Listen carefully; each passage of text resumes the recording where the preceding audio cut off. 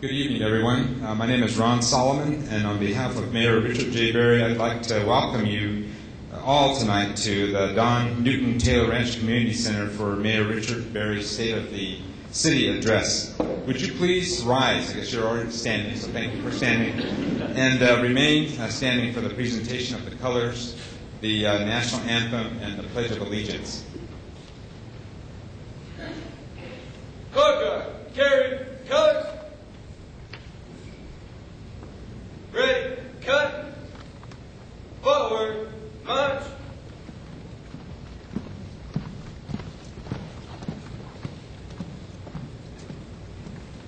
Color guard, hold. Cover. Cannon march, arch.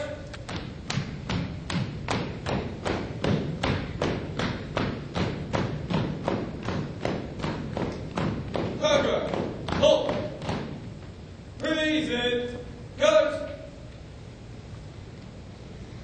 Oh, say, can you see by the dawn's early light what so proudly we hailed at the twilight's last gleaming, whose broad stripes and bright stars through the perilous fight o'er the ramparts we watched were so gallantly streaming, and the rocket's red glare, the bombs bursting in air, gave proof through the night that our flag was still there. Oh, say does that star-spangled banner yet wave o'er the land of the free and the home of the brave.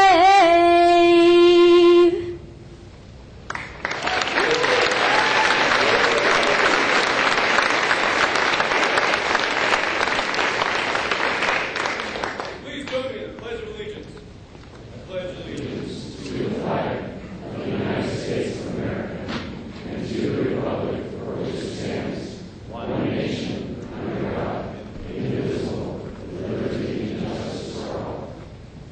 Carry. Colors. Cover. Forward. March.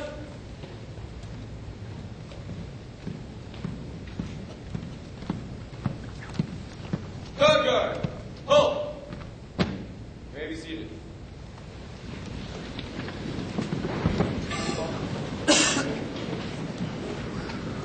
Thank you, everyone. Please join me in thanking the LBJ Middle School Jazz Band for their fine performance, along with their band director, Jerry Reese. It's okay to clap.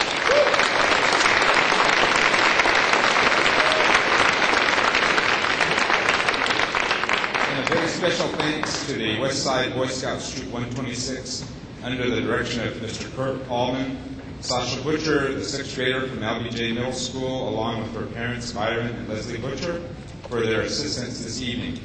Another round of applause.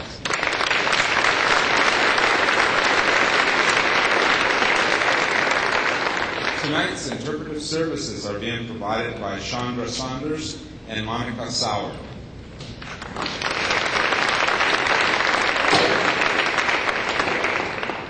Again, I'd like to welcome all of you to Mayor Berry's State of the City Address. A special welcome to all of our elected officials and guests. I'd like to extend a special welcome to members of our City Council who have joined us tonight. I believe they're seated off to my left here. I can't see very good, but I'm going to read a couple of names here. City Council President Don Harris, City Council Vice President Ray Garduno, City Councilor Ken Sanchez, City Councilor Debbie O'Malley, City Councilor Brad Winter, City Councilor Dan Lewis, City Councilor Michael Cook, and not the least, City Councilor Trudy Jones.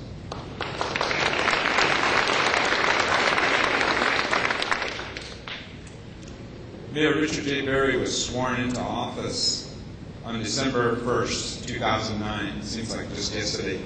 Before serving as Albuquerque's chief executive officer, he was twice elected to the state legislature representing House District 20.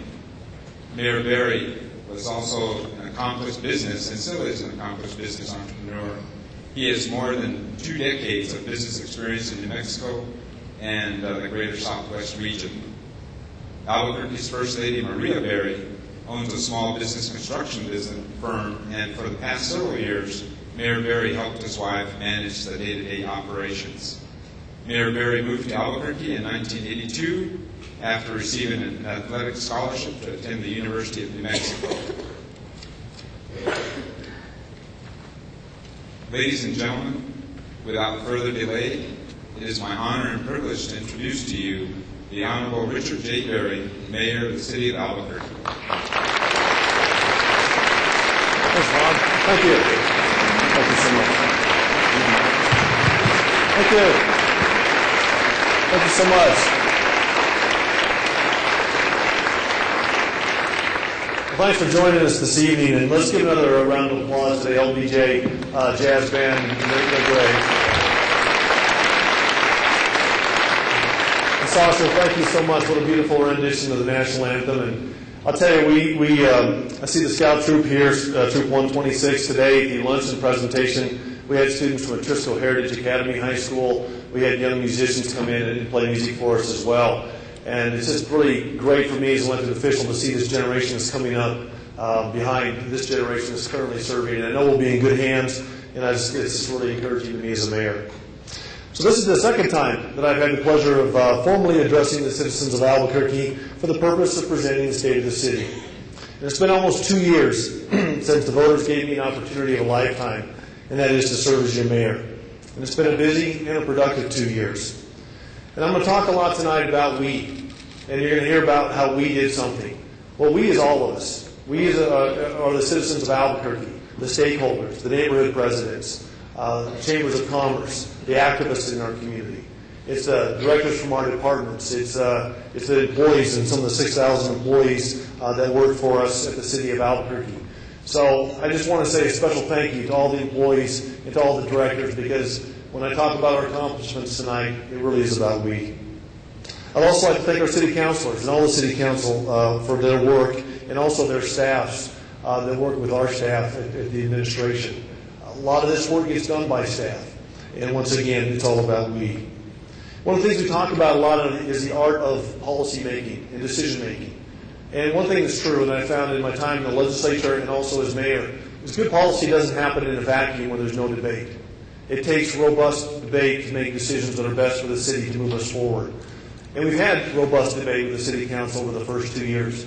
There hasn't been a single day that's gone by that I haven't gotten up from bed, looked in the mirror while I'm shaving, and have a fundamental understanding that our city councilors are doing the same thing that we're doing. We're all getting up and trying to make a better city. So in short, I love my job. And in this speech, we're going to report on some of the progress that we've made over the last 2 years. I'm going to make note of some of our successes. We're also going to remind ourselves of some of the challenges that we still face. And while being proud of our accomplishments, what I want most is to leverage the lessons that we've learned to build a brighter future. My goal when I got elected mayor, when I became mayor, was to try to run the city more like a business, to run it more like a CEO, to have a high level of technical expertise amongst our directors and in the city to make sure that we're doing things right. But I also wanted to bring leadership to the table to make sure that we're doing the right things. So scrutinizing the bottom line and giving taxpayers a solid return on their investments in a timely and ethical fashion is always a priority, as is making Albuquerque a safer place to raise our families, a place where it's difficult to be a criminal, but an easy place to be a business person. So working with our city council and the overarching goal has and will continue to be good government. So So tonight we're going to take a look back at last year, and we're going to do a little bit of a report card with you. A little bit of a dashboard, if you will. And this concept of a dashboard is what we use to manage city government on a daily basis. It's also the foundation for a new initiative that we're developing in order to better share our performance measures with taxpayers, who at a glance at our website will soon be able to monitor just how the city government is performing in terms that you don't have to be a lawyer to understand. The dashboard that you will see in the coming months is one more way that the administration will continue to promote and implement transparency measures, just as we did with our award-winning transparency website, ABQ-View. Transparency and accountability in city government was an original campaign promise, and I made it, and it continues to be the cornerstone of the administration. And it's only right that we as public servants provide you, the taxpayers, with a clear view of where your tax dollars are going and how they're being used and what kind of value that you're receiving in return. After the launch of ABQ-View last August, we received accolades as a national leader for government transparency, and that's great news. But we want to continue with that and take additional steps, just as we did last month when we listed all employees by salary and position with the city of Albuquerque. And these things are important. And one of the things that you've seen, if you've read the newspaper or watched the news, is that transparency is contagious. And more government agencies now are standing up and saying it's okay. And I'm glad to be in a position as mayor to promote transparency, and I'm glad that others are also doing the same. I tell my staff on a regular basis that transparency and accountability shouldn't be feared. That if we push aggressively towards reforms and innovation, the honest truth is we will make honest mistakes. Well, let's make sure that they're honest mistakes. And let's learn from those experiences and try to fold those into a better service to our community. The simple fact is that government should not be ashamed of posting public information in a readily accessible format that's searchable, with data that can be analyzed to spot trends and to help identify potential fraud, waste, and abuse. And that's good news for Albuquerque, and that's good news for New Mexico. So tonight I want to move a little bit more into the inner workings of city government, to take a look at some of the important milestones, to gauge where we are as a city, and to look back at where we started. And as you know, the budget is always a good way to see how people place their priorities and understand how they do business. So let's start with the budget. When I started my term as mayor, myself and the city council, we really faced a fiscal crisis. We began our budget process with a nearly $100 million shortfall between fiscal years 2010 and 2011. With this large of a shortfall, we had a decision to make, and we chose to take this as an opportunity and as a challenge. So I'm proud to say that our leadership team and the great employees of this city have risen to the occasion. Since taking office, we've eliminated budget shortfalls in excess of $132 million. We've cut the size of local government by eliminating more than 250 permanent positions. We've increased our operating reserves. We've saved taxpayers hundreds of thousands of dollars per year simply by trimming the fat within the positions that I appoint. We've done all this without any layoffs, and we've done it without raising your taxes. And we've kept providing services to our city at a high level. And even last year, when 72% of cities around the country were having to make personnel cuts, we were able to offer a modest raise to the majority of our employees. So in other words, we've had to make tough decisions. We've had to shrink the cost and size of government, and now I believe we have opportunities to make wise investments in our city, in our future, and in our valuable employees. And because of responsible budgeting, we've steadily reduced shortfalls in each of the 2 budget cycles to this point. And we believe that while we're not out of the woods yet, the economy still is showing some difficulties, that this upcoming budget cycle will present significantly fewer challenges than we've had in previous years. We're going to keep working to cut government spending because first and foremost, I believe in a leaner government that works smarter. So how do we balance the budget and create a leaner government without layoffs or tax increases? Well, we saved taxpayers almost $4 million by negotiating a better deal on our health insurance. We crafted a fuel hedge agreement for the first one in the city's history that allowed us to buy fuel this year at $2 million less than we budgeted. We started treating our enterprise departments as enterprises, and we stopped subsidizing lost leaders. And this will continue throughout the administration. And on the finance front, the city's finances are structurally balanced, with an increase in our operating reserve, which puts us in a position to maintain our high bond rating. Soon after taking office, we also launched our Efficiency, Stewardship, and Accountability Program, which so far has saved taxpayers approximately $1.4 million, and much of that is on a recurring basis. You may remember just in the news last week or two we had one of our city employees that went out and saved the taxpayers $344,000 just on cell phones, on our cell phone bills and finding cell phones that weren't being used. We've also focused on our risk management department, where we've driven the frequency of workers' compensation claims to the lowest levels we've seen in 15 years. The fiscal responsibility is starting to pay off on a multiple of fronts. The city has maintained its AAA bond rating, the highest that S&P gives. Many cities and states have had their bond ratings dropped. The city has saved approximately $1.5 million on our airport revenue bonds. We've preserved approximately $2.5 million in debt service by refunding lodgers' tax, hospitality fees, and surcharge revenue, stadium and lease revenue, stadium loans. What does that mean in real terms? It means that very soon we're going to issue a contract to an engineering firm to design a $20 million facelift for our convention center. Smart financing, taking the dollars we have, making better use of those. I made a promise to the citizens of Albuquerque to be fiscally responsible, and I believe that we're delivering on that promise. And I respect the fact that people in this great city work hard for their money, and it's my job to make sure that their hard-earned dollars are being utilized in an ethical and a prudent fashion. We need to be a resource-driven organization living within our means, just as you do around the kitchen table in your homes. And growing government beyond our ability to pay for it, frankly, is not the answer. So we've been fiscally responsible, but good government's more than that. It's about feeling safe and secure on a day-to-day basis, and that's why public safety is another cornerstone of the administration. And we've worked hard over the past 2 years to make the goal a reality and to lower the crime rates in Albuquerque. And thanks to Chief Schultz and the fine men and women of the Albuquerque Police Department, many of whom are joining us this evening, we're making significant progress. In 2010, Albuquerque's overall crime rate dropped 7.7%, making it the lowest crime rate the city's seen in 20 years. And that's due to you. So thank you so much.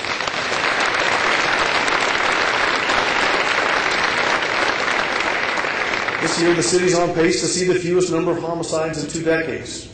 In 2010, total Part 1 crimes were down significantly.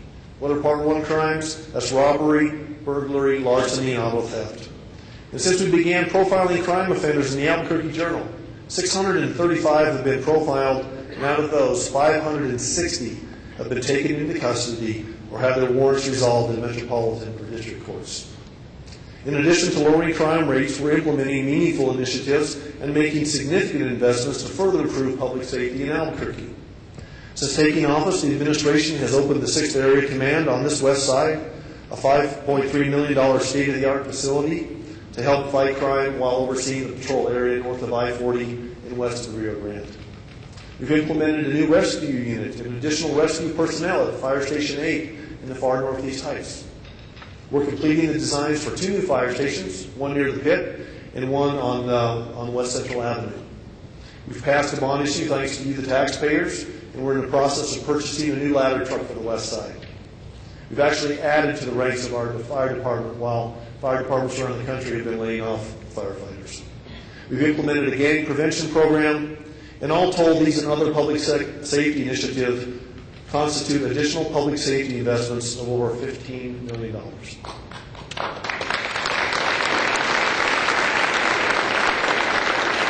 And that's significant, but we're not going to stop there. We have other initiatives on the near horizon, initiatives that have been months, or in some cases years in the making. One of these initiatives is called smart policing, or more precisely, predictive analysis. Let Chief Schultz do a video tell you a little bit about that himself. As the mayor realizes, as being a business owner, that property crime affects everybody in the community. From day one, the mayor made it very clear that property crime was his top priority, and he basically wanted an all-hands-on-deck attack of dealing with property crime in the city of Albuquerque. From property crime to smart policing, the Albuquerque Police Department has undergone some amazing transformations, creating a jaw-dropping low in crime across the city. Police Chief Ray Schultz says these statistics are simply a reflection of a leader who wants the best for his city, and it's no secret that property crime was a big thorn in his side. The nuisance of that thorn can now be eased by a healthy dose of justice. He's made it very clear that property crime is his top priority. One of the other initiatives that we do is when some of the worst property crime offenders are arrested, is we go to court The mayor has been in court with me a couple of times, and that really makes an impact to everybody in the organization, to the district attorney's office, and to the courts. Many of the property crime offenders are listed in the Albuquerque Journal. This is the section where even family members of property crime suspects are taking a stand against this devastating criminal action. That edition of the newspaper has actually become one of the most popular editions of the newspaper each month. And what it's allowed the community to get involved and engaged. And now the community can all help us address property crime offenders. And those phone calls when they come in, that paper hits the streets at 5, 6 o'clock in the morning, our phones are ringing within minutes. From the mayor's priority list to swift action in the field, the crackdown on property crime is just one initiative that has helped spur this city towards being the safest it's been in 20 years. It's feedback from the community, retail sector, and local businesses, combined with stellar leadership that makes the city of Albuquerque a model for other cities. With a 20-year low in homicides and 80% of these cases being solved, the administration and APD have come a long way. Now, smart policing is also taking the police force to another level when it comes to tackling crime. Smart policing is going to use predictive crime analysis, but really taking it to the next level. Our goal when smart policing is fully in effect, as 911 calls come in, as officers are responding to those calls, is there'll be analysts doing research about the location, about the people involved. And prior or pre-event arrival, officers will have much more information to know exactly what they're dealing with. This cutting-edge approach combines data collection with criminal activity, giving APD an upper hand and a crime-fighting crystal ball. By using predictive crime analysis, and very often we can show the type of car that's going to be stolen, the day of week, and the time range where it's going to be stolen from. So we can use that and be proactive and preemptive, put our bait vehicles there, have uniform presence as well as a non-uniform presence. And even more importantly, when we make an arrest, by the enhanced use of technology and very rapid processing of crime scene information, link that offender back to other crimes that he or she may have committed. But the mayor and chief are both quick to say that stats aren't everything. Crime statistics will tell us where some of the crimes are occurring, but it's the interaction with neighbors who will tell us, you need to look at this house, you need to look at this particular corner, because very often they know more than we can see just by looking at raw numbers and data on paper.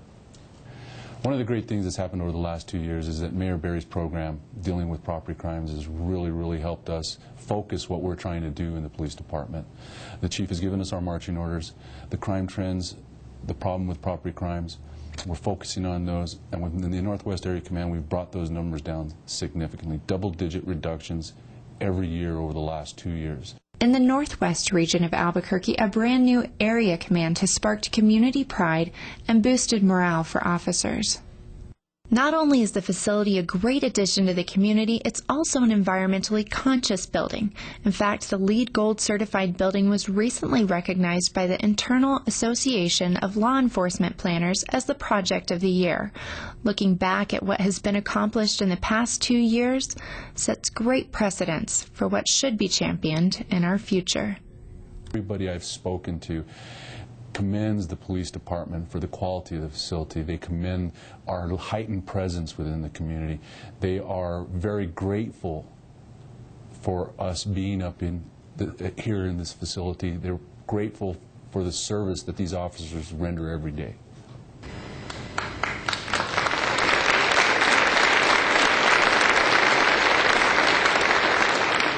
We really have one of the most progressive, one of the finest police departments in the country. Chief Schultz, thank you for your leadership. All the men and women in blue, we thank you for your service. Thanks again.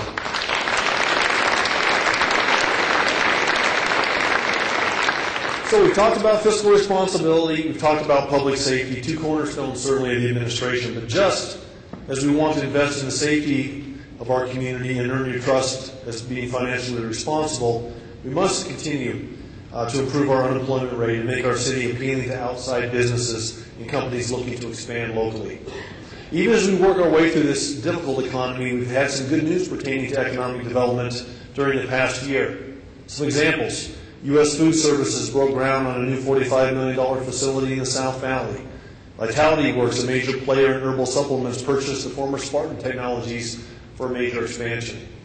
Cytel, a major employer with more than 1,000 employees, recently announced a 15% increase in staff.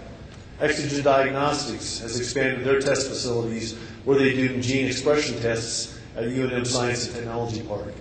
And on the movie front, the largest movie production in the world, Avengers, filmed for numerous months in Albuquerque during 2011. It infused Albuquerque's economy with broad-based spending across a wide spectrum of businesses, and it provided jobs for hundreds of folks in Albuquerque. Movie Maker magazine ranks Albuquerque the #1 city to live, work, and make movies in their January 2010 issue. And even though we'll still continue to strive for better economic conditions, some influential groups have already noticed our success as compared to some other cities. Bloomberg Businessweek's latest rankings has Albuquerque topping major cities like Boston and Los Angeles. The ranking recognized Albuquerque's scenic charm as well as its stable economy, recreational opportunities, and quality educational system. So many thanks to APS Superintendent Brooks, CNM President Kathy Winograd, UNM President David Schmidley for your contributions to the educational infrastructure in our city. Albuquerque received high marks from Business Facilities magazine's annual ranking of metro areas for economic strengths. Albuquerque was the second highest rated area in terms of both economic growth, potential, and alternative energy industry leaders. We were third for motion picture industry growth and fifth highest ranking metro area for quality of life. Relocating America ranked Albuquerque among the top 10 recovery cities. Forbes ranks Albuquerque among the best retirement places. And the Brookings Institute not only ranks Albuquerque as one of the highest cities in exports, but also ranks Albuquerque #7 for the increase in gross metro product. And although the construction industry, the industry where Maria and I made our living for many years, has really been suffering mightily, as has the home building market from this economic downturn, several industries have actually shown gains year over year. They include leisure and hospitality, professional and business services, and educational and health services. Although still too low, commercial building permits are up 50% year over year, and residential permits are up nearly 63% over last year. As an administration, we will continue to work with our terrific partners to push for job growth in the metro area. Just last year, with the help of the City Council and their support, we passed the Small Business Regulatory Relief Act, and we raised the threshold for purchases from small businesses from $10,000 to $25,000. An MOU was signed between the City and Sandia National Laboratories for embracing and enhancing innovation and collaboration with the application of science and technology in areas such as energy conservation, environmental management, security, infrastructure, and economic development and competitiveness. But there's still much more to do on the economic development front, and frankly, we need the help of our friends in Santa Fe, in the New Mexico legislature. We need them to work with Governor Martinez to craft a more business-friendly environment in New Mexico. And to that end, my administration was proud to work in conjunction with the state of New Mexico, the Municipal League, PNM, Bernalillo County, NAIOP, Carnum, and many other partners in funding the New Mexico Tax and Incentives Competitiveness Study. So what's that? It's been 15 years since we've really studied how competitive New Mexico is in the business environment, from our tax structure to our incentives to our regulatory environment. So this study is over $100,000, and we're going to go out. We're about 2/3 of the way through, and we're going to produce a report that we can give to our legislators that has a clear roadmap on things that we can do as a state. And why is the mayor talking about that? And why is it important for a mayor? Because that's the playing field that we have to play on. When I'm in a meeting with a business that wants to move or grow in Albuquerque, I need that data, and we need some more competitive advantage if we're going to bring more jobs to New Mexico. So as you can see, we've made strides in securing outside interest in our city, but great cities are also great communities, made up of great neighborhoods and great public spaces, like the one we're in tonight. We've been busy over the last 2 years improving our neighborhoods so that we can be fit, healthy, and well in order to truly enjoy our city. On June 6th, we joined Councilor Winter at the ribbon cutting for the new state-of-the-art North Domingo Baca Multi-Generational Center. This is a $7.6 million facility, and it's just phase 1. Thank you again to the voters for passing funding for phase 2, which will start soon, which will be an additional $3.5 million towards this project. Should be completed by early 2013. We've also undertaken major Bosque Trail rehabilitations, including the revitalization of 11 miles of the Bosque Trail from Alameda to Bridge. The $3 million Barella Senior Community Center is also completed in August of 2011. and the new City of Albuquerque Department of Senior Affairs CASA nutrition facility will soon be preparing 800 to 900 meals a day for our seniors. The Highland Senior Center renovation will also be completed by December of 2011. And by the way, speaking of rankings, Men's Health magazine ranks Albuquerque as the 6th leanest city in the country. With our Cultural Affairs Department, we're continuing to promote the arts, culture, and lifelong learning in significant ways. The Biopark, which is actually the most attended attraction in the state of New Mexico, this year hosted a record number of guests at the Zoo Music Summer Concert Series. Our 17 Albuquerque-Bernalillo County libraries welcomed more than 2.5 million visitors and handled over $4.6 million book rentals. And every year, in our Every Child Ready to Read outreach, with the help of grants from the United Way of Central New Mexico, the Soccer Foundation and Sandia National Laboratories reached out to over 3,000 children, parents, and daycare workers. The Anderson Abruzzo Albuquerque International Blue Museum welcomed over 66,000 visitors during FY11, the second highest number in the past 6 years. We've also revitalized the Chemo Theater, really trying to make it a central part of the arts and culture scene in our great city. If you haven't had a chance to get down to the Chemo, I recommend that you do. Betty Rivera and her staff are doing a great job bringing in great events, and it's certainly a great venue. We've done some amazing things in other city departments as well. In our Animal Welfare Department, year to date, adoptions are up almost 15% ahead of last year. We've saved hundreds of cats and dogs through a passionate commitment to foster and adoption care. Further, we're ramping up our new high-volume spay-neuter clinic. Over the past 6 months, we've increased our in-house spay-neuter surgeries by 80% compared to the same period last year. So what's the bottom line? Euthanasia rates for our four-legged friends have decreased to nearly 21% just this year.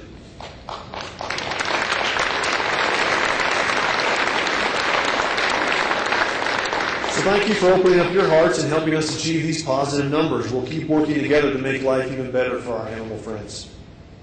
One of the things that we're really proud of in this administration is also our commitment to environmentally sound projects that are also smart investments. At our aviation department, we've completed significant solar installations in order to be better stewards of the environment, but to also have a real return on investment to taxpayers. Our PD project is anticipated to offset electric costs by 40 to 50% in our parking structure. Additionally, we're working on LED airfield lighting that we believe will save the department an additional 60% on electrical costs. Both of these projects demonstrate the administration's continued commitment to smart sustainability. Other PD projects include 2 large solar arrays at the Cerro Colorado landfill and at the Westside Fire Academy. These will generate an estimated 876,000 kilowatt hours of electricity every year, which is the equivalent of 200 single-family homes. These 2 projects, funded by federal energy grants, will save taxpayers more than $85,000 annually in energy savings. And in addition, our partners at P&M will pay the city $78,000 a year for the next 15 years because we're using alternative energy. This morning, when you open the Albuquerque Journal, you may have read about, or when you watched the news last night, you may have read about recycling efforts. The simple fact is this: the city of Albuquerque right now only recycles 5 to 6% of our solid waste, and that's not good enough. So for the first time in history, the city has entered into a public-private partnership with a recycling firm that we just signed a contract on this week. When that facility will be completed in the next 12 to 14 months, should allow us over time to take our recycling in Albuquerque up to 25%, which really puts us up there with cities that are really doing a great job with recycling. It should also allow us to get blue bids in front of more homes in Albuquerque as well, and that's also good news. And on the ranking front, the American Lung Association ranks Albuquerque among the top clean air cities in their July 10 issue. So let's all keep working hard to be good stewards and to keep these high rankings. Let's talk about food safety. One of the things we'd like to do as an administration is when we're talking about red and green, we want to be talking about chili, not restaurant ratings. So by the help of the City Council and by adopting the new health codes and by adding inspectors, we will soon be able to conduct 10,000 health inspections each year, ensuring that our food supply, our pools and spas are safe for the public. At Family and Community Services, a new initiative called Running Start for Careers, where we've begun to provide funding for high school retention and workforce development by connecting high school students with industry-taught curriculum. We're currently serving over 300 students that are out there right now taking dollars that the City Council appropriated in last budget for Running Start for Careers. We're helping them with stipends. We're helping them transition from high school to career or high school to college and giving them a running start in their careers.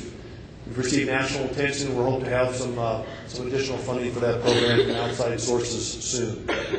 At our wonderful 311 center, I know Esther Tenenbaum's here. She and her staff do a great job. Last year, they received close to 2 million calls during the year with a satisfaction rating of over 90%.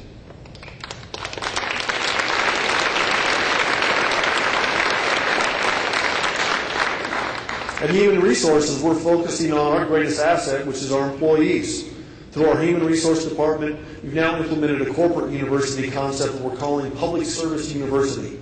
By developing critical partnerships with CNN and Innovate Educate, the city has increased the sustainability of our internal staff efforts that contribute to the development of Albuquerque as a workforce-ready community.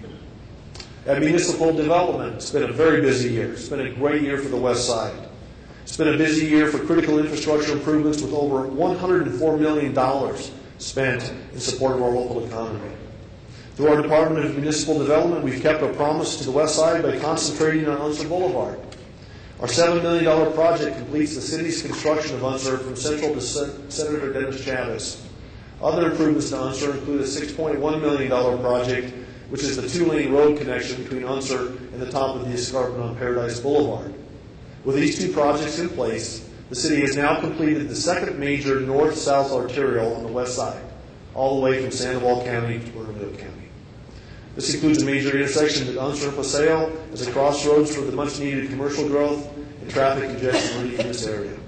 I'm going to talk about Paseo on I-25 in just a minute for those of you who had to drive over tonight. At Parks and Recreation, we have a $2 million Ladera Golf Course irrigation upgrade that we will be having a groundbreaking on soon. We've also hired a new superintendent of golf, and we're working hard to make sure that public golf in Albuquerque is affordable, enjoyable, and a quality experience.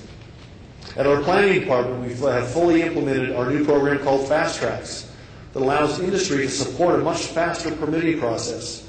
We're putting fast track resources right back into the department as well through the hiring of extra temporary staff to help speed up the approval process. As a contractor or any developer can tell you, time is money. And the permitting process shouldn't slow us up any more than absolutely necessary. In our transit department, Bruce Rosieri and his staff have experienced their best ridership in FY11 with 12 million riders, and we're now being recognized by the Brookings Institute as a national top 10 city for our transit system. But even with these investments, one of the serious challenges that we face is that there simply aren't enough public sector investments being made to the built environment in our community.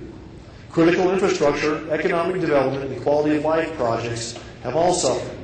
And they suffered due to a process over the last 10 years or so where the city has taken a lot of our property taxes and they shifted them away from bond issues to do critical infrastructure, quality of life, and put them into the operations budget. My goal as your mayor is simple. I want to create a more efficient and a leaner city government which will allow us to shift a part of those property taxes back to our built environment and to place a renewed emphasis on much-needed infrastructure and great public spaces. This is the concept that we're calling Albuquerque ABQ the Plan. Last year in the State of the City speech, I talked about the fact that while Albuquerque has a lot of good plans, from sector plans to transportation plans, we really didn't have a plan, a long-term vision for making smart public sector investments. So over the last year, we started the process through hundreds of meetings and a great deal of community involvement to craft just such a plan.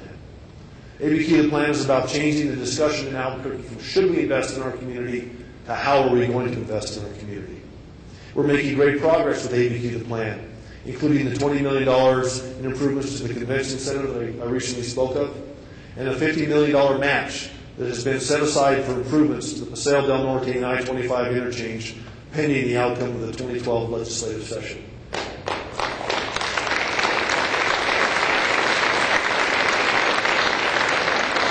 Albuquerque's going to step up in a big way.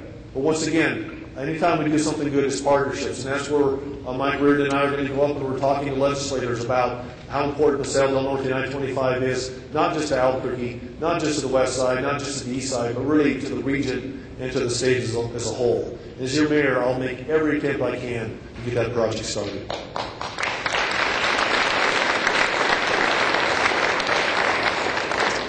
And while we did not receive voter approval to fund a regional competition sports complex to bring athletic tourism into Albuquerque while enhancing local sports options, just last week we met with consultants that responded to our RFP for the community-driven design of river improvements. And tomorrow, I'll be having a meeting with planners and designers to get started on that 50-mile bike loop around the city.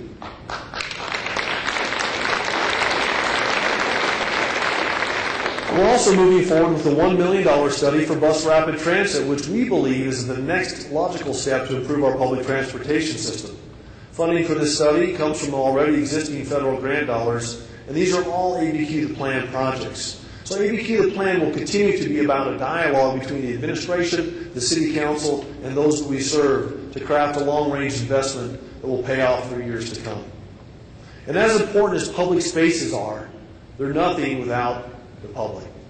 Investing in the people of Albuquerque is not only the right thing to do, it simply cannot be overemphasized. And while it's true that we always keep a keen eye on budgets and we work to be great stewards of taxpayer resources, we're also about the heart of government in our community. And that's why we've launched our first ever community-based response to homelessness. Communities all over the United States have struggled with homelessness, and Albuquerque simply is no exception. Traditional attempts to meet the needs of the chronically homeless, those living on the streets for years and sometimes decades, has largely been a piecemeal and emergency response based. We have great providers for the homeless in Albuquerque, many from the faith-based community, but we wanted to do more. Albuquerque has the opportunity to be at the forefront of an effort to impact homelessness and truly improve people's quality of life. Last February, you may remember, we hit the streets to survey our most vulnerable homeless citizens. It was easily one of the coldest spells that Albuquerque has seen in decades. I want you to take a look at this video, and it will describe a little bit more about Albuquerque heading home.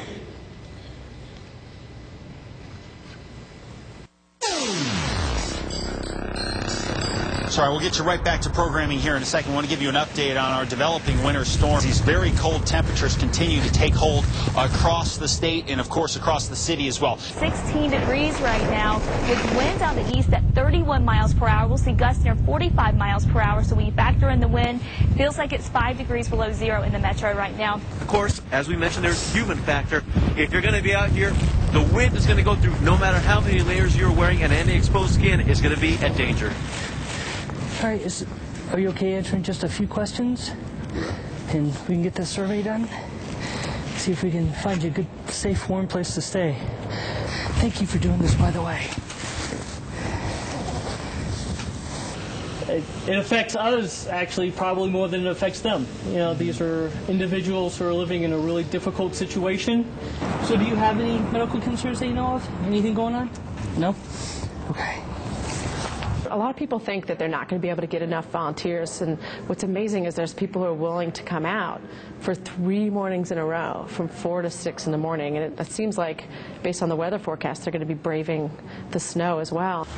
What is really difficult for us, for them, is just almost really another day.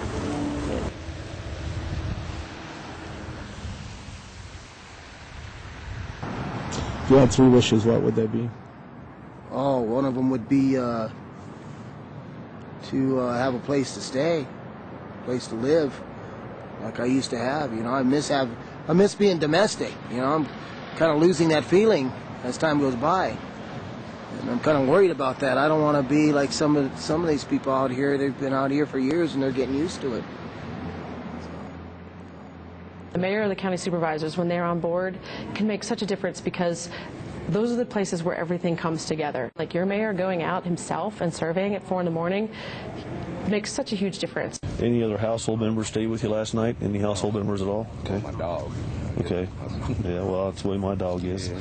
Let's see here. Do you have a disability? Disability can include physical, mental health, substance abuse issues. Okay. We identify somebody's morbidity risk. If they rank in the top 75, we reach out to that person and do an intake assessment for their housing, because what we're looking for is really appropriate housing that will be permanent and really meet that person's needs. No one really thought that the mayor would actually do this. The homeless would say, if he does anything, it'll be a miracle.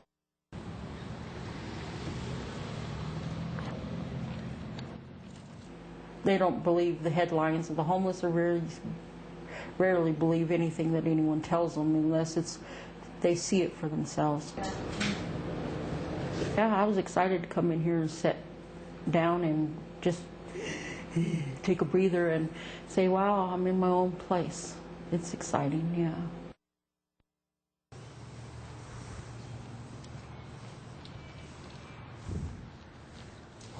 That was pretty much the end of the line. You know, and I thought, am I going to be out here till I die or what? What's happening here? And I really just started to lose some kind of faith in my ability altogether. I thought maybe it's just me. You know, maybe this is the cards that I was dealt with. Maybe this is what my life was supposed to consist of, you know. But I don't know, it gets worse and worse every day. You know, it's not an easy thing to get out of. It was really hard. So this morning, I'd like to go see if I can locate a couple of the individuals that are on the list.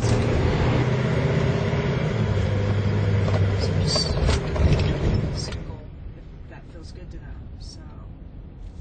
So let's actually go walk. There's a couple spots right down here.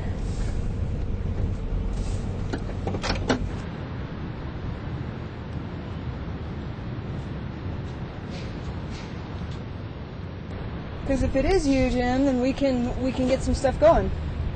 Okay? Does this have anything to do with the mayor? Yes, sir. Oh. Is this? Yeah, I signed up at all right. noonday, I think it was. Yep. Yep.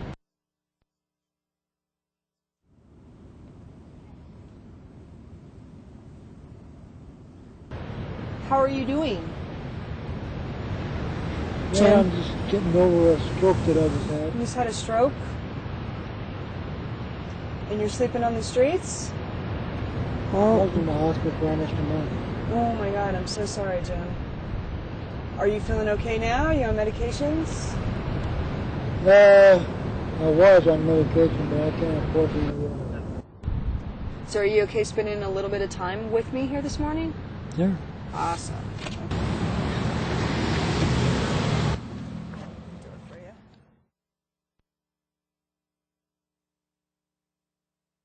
To be just like you, and I can get up in the morning in my own bed. I can make my own cup of coffee. I can take a shower when I want. I can check my mail. I can breathe just like everybody else out there now. Not just a shadow on the wall.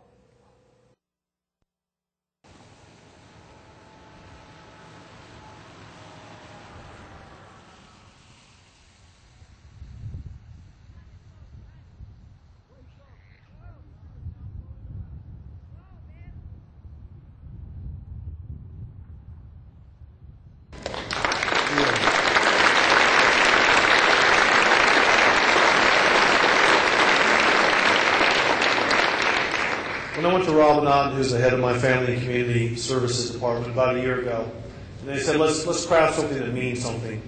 Let's do more than lip service to work with the homeless community in Albuquerque. She and her team and Dennis and everybody that was involved and all those volunteers that you saw around our community did a wonderful job. And I can tell you that this approach not only is the right thing to do, but also, I believe, will save taxpayers money.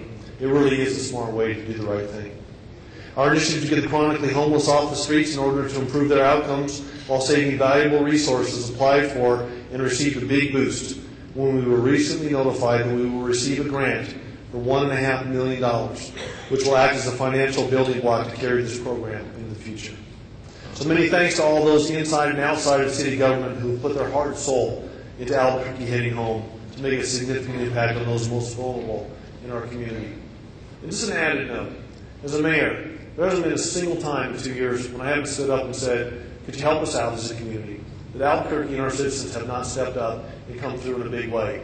Whether it's Toys for Tots, working with the homeless, Maria and her Stuff the Bus campaign for school kids and clothing last week, working with the Community Clothing Bank.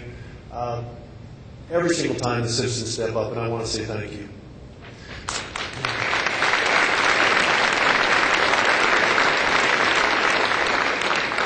So in conclusion, you can see we've been busy putting in motion an engine that can drive us into the future. However, we need each and every one of you here to truly help move our city forward. We must create opportunities and implement meaningful changes now and at every opportunity. Ladies and gentlemen, I think we're at a crossroads. We can't be complacent. And I don't want us to be in an emergency situation like other cities have found themselves before we muster the urgency to take needed steps to ensure that our city is a place where we and our children and our grandchildren want to be in 25 years. Our roadmap for the future needs to be honestly addressed, and now is the time to drive our city forward and invest in our future. So as you hear about opportunities to improve Albuquerque, I implore you to consider, to discuss, to make suggestions, and take an active role in shaping our future. So thank you for taking the time to be here tonight. I know all of you have a lot of demands on your time. And a special thank you to our invaluable community partners, our elected officials, and the volunteer community, and so many others who make our city the special place that it is. I appreciate your commitment to the future of our city by being here this evening.